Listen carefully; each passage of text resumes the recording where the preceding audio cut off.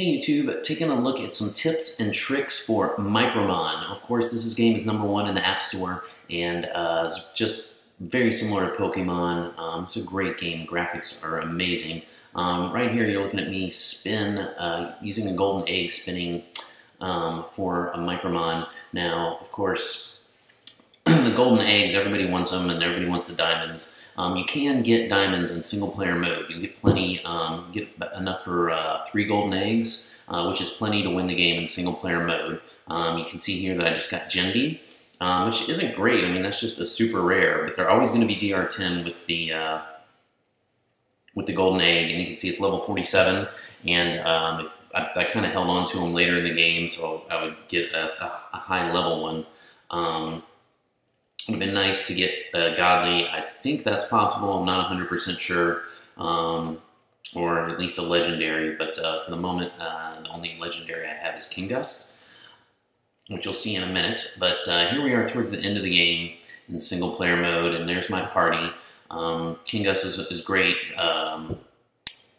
Drarble is very nice as well. And he's one. Both those are ones that essentially evolve at a certain level. I think it was level 15 for one, but only maybe a dozen of the Micromons evolve like that. But it's always really cool when they do. Now, on your way towards the end of the game, you're going to get in a lot of these battles, like this one here. You can see Kingust has a really great attack that just does a ton of damage. So he works really well against almost all the Micromons I've fought. In this battle, as you get towards the end, you're going to fight people that have a full party of 6. So you need to have a full party of 6. I would say you need to have at least half of them at level 50 or above, or you probably aren't going to make it.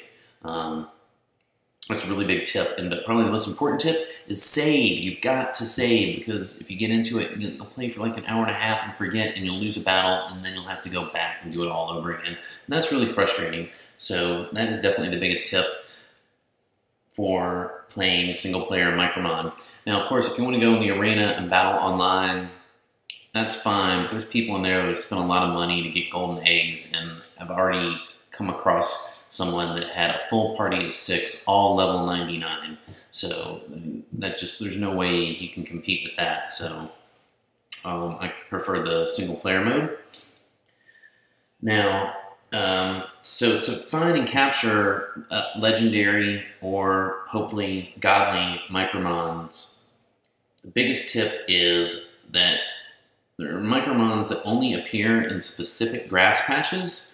So you need to roam. If somebody gives you a tip of where to find one you're looking for, and you know where that patch is, you just need to keep roaming that patch of grass for a pretty significant amount of time, because they don't appear very often. So you just might have to spend a couple hours just roaming one little patch of grass. But eventually, that is how you're going to find your the rare, not rare, but legendary and godly, ultra rare Micromons.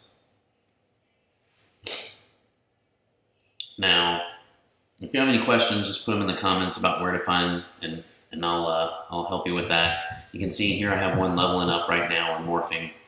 It's always exciting. This is where Kingbi turns into Gen King, so that's pretty nice.